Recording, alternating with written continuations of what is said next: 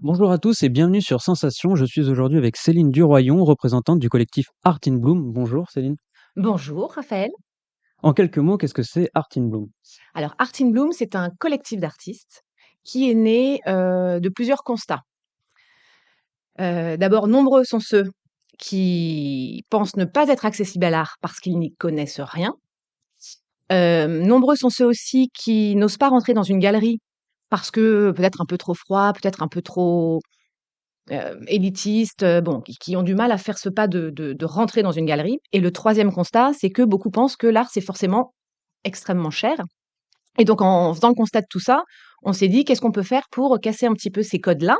qui existent et c'est très bien qu'ils existent, mais comment essayer de trouver une autre façon de présenter l'art à tous ces gens qui ne pensent pas y avoir, accès? C'est donc né d'une volonté d'offrir une autre facette de l'art à des personnes qui ne sont pas forcément intéressées. Oui, et j'irai même plus loin, c'est pas forcément qu'ils ne sont pas intéressés, mais en tout cas, qu'ils ne se laissent même pas la possibilité de se dire qu'ils sont intéressés parce qu'ils estiment que ça ne ils ne peuvent pas, vraiment y pour eux, c'est inaccessible. C'est une sorte de vulgarisation de l'art. Ouais, on peut dire ça. Et tant en termes de code, de prix, on en parlait, montrer que l'art, c'est pas forcément alors évidemment que l'art peut être très cher, hein, on l'a vu, bien souvent et c'est très bien comme ça, hein, mais c'est aussi de montrer que, l'art, ça peut être autre chose, ça peut être des plus petits formats, ça peut être des gens un peu moins connus et ça reste une œuvre d'art, signée, numérotée, quand il s'agit de clichés.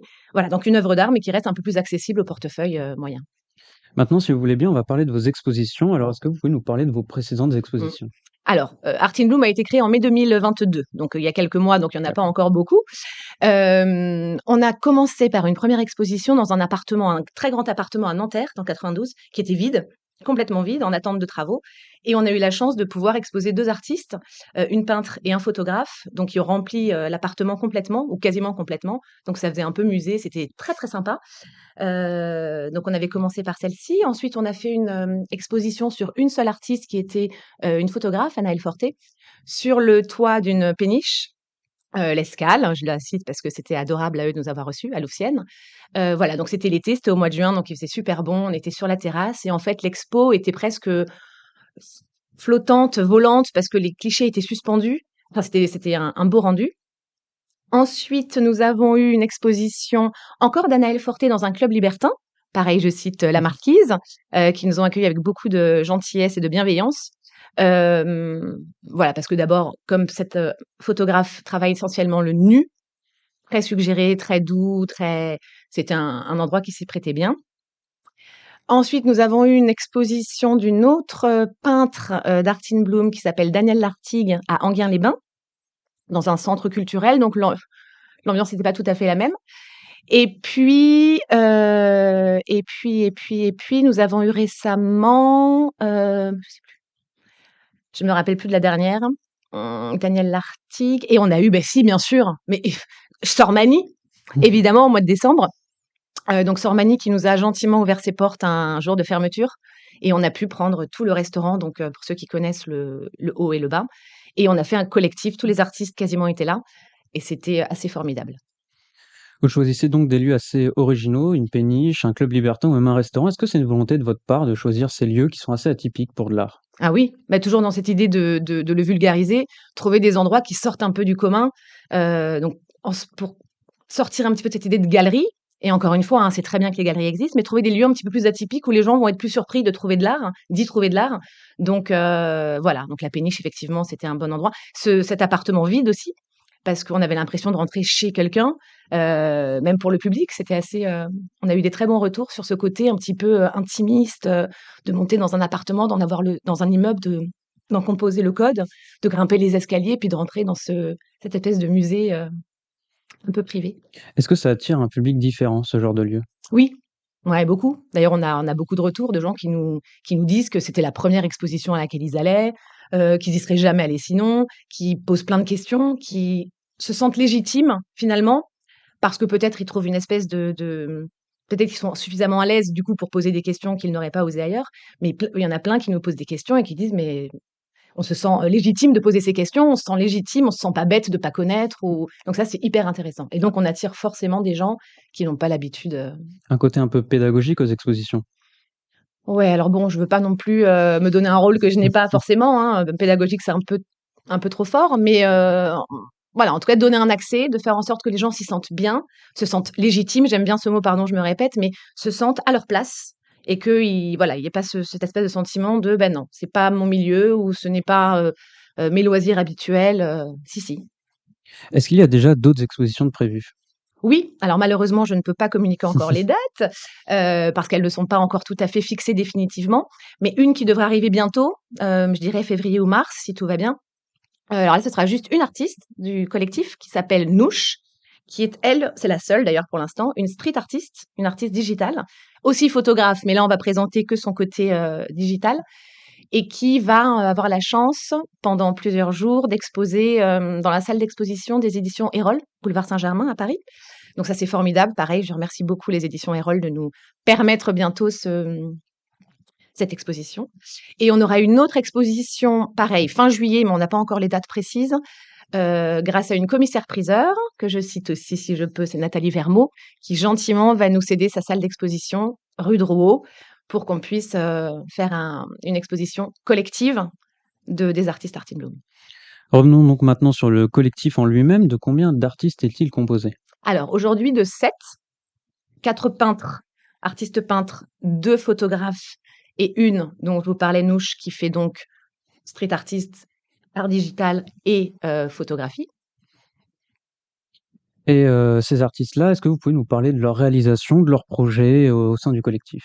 Alors leur projet, c'est de bien évoluer, d'avoir beaucoup de succès avec Art in Bloom. Oui, alors leur univers en tout cas. Donc pour les artistes peintres, j'ai dit qu'il y en avait 4. Il y en a 2 qui font beaucoup de nature morte, mais très différentes. Je dirais même presque opposées. Une, Astrid Link, qui est d'ailleurs en Allemagne en ce moment, enfin qui vit en Allemagne à Munich, qui va faire des natures mortes très joyeuses, très péchues, pleines de couleurs, beaucoup de fleurs. Donc là, elle se lance sur un autre projet un petit peu plus sur les paysages. Mais voilà, jusqu'à présent, beaucoup de fleurs, beaucoup de couleurs, beaucoup d'énergie, qui la représente assez bien d'ailleurs. Et l'autre, donc un petit peu aux antipodes, c'est Karine Gibbons, qui elle fait des natures mortes beaucoup plus classiques, avec une technique un peu à l'ancienne, de l'huile sur toile, avec des fonds très sombres. Et en fait, ce qui est assez surprenant avec son travail, Karine Gibbons, c'est qu'en fait, elle a un recul suffisant pour arriver à recréer des natures mortes, donc typiques, classiques, mais avec des denrées actuelles. Par exemple, elle va reprendre des sachets de salade, des bouteilles en plastique, enfin plein de produits modernes, actuels, qu'elle peint à la façon d'une nature morte ancienne. Et est-ce que agrandir ce collectif fait partie de vos objectifs pour cette nouvelle année? Alors bien sûr, bien sûr, bien sûr, on va d'abord attendre d'être bien en confiance et bien en main avec les artistes que nous avons déjà pour être sûr de voilà, c'est important, hein, dans ce collectif, que ce soit les artistes entre eux ou nous et le collect et les artistes, c'est hyper important la bienveillance, la confiance. Je trouve qu'on arrive à faire des choses bien plus merveilleuses que voilà. Mais du coup, je voulais juste revenir sur mes artistes parce que je vous ai donné que les 2 peintres et j'aurais bien voulu Allez-y, juste allez-y. rapidement parler des autres. Donc dans les 2 autres peintres, il y a Danielle Lartigue qui travaille alors pas que, elle fait des scènes de vie beaucoup et beaucoup de portraits et moi, c'est les portraits qui m'avaient beaucoup séduite, parce qu'elle a une façon de dépeindre les visages, les émotions qui est, complètement incroyable. Et Benoît Lupi qui vient de la région d'Aix-en-Provence et qui lui fait plutôt des horizons, beaucoup d'horizons. Alors tantôt très joyeux, ça dépend un petit peu de son humeur à lui, c'est ça qui est assez incroyable. Tantôt des horizons très clairs, presque un peu pastel, des couleurs vraiment avec beaucoup de feuilles d'or. Il travaille beaucoup ses tableaux avec de la feuille d'or et donc ça donne une espèce de lumière phénoménale.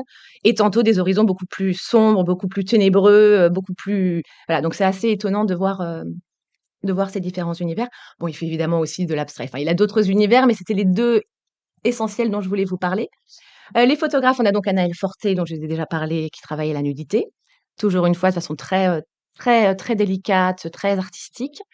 On a Ludovic Leleu, qui est d'Amiens, qui lui, alors a travaillé jusqu'à présent beaucoup sur les artistes, les concerts, les artistes cinéma, les artistes chanteurs, Il a été beaucoup appelé pour faire notamment des photos pour la presse, voilà, donc très connu dans ce milieu-là.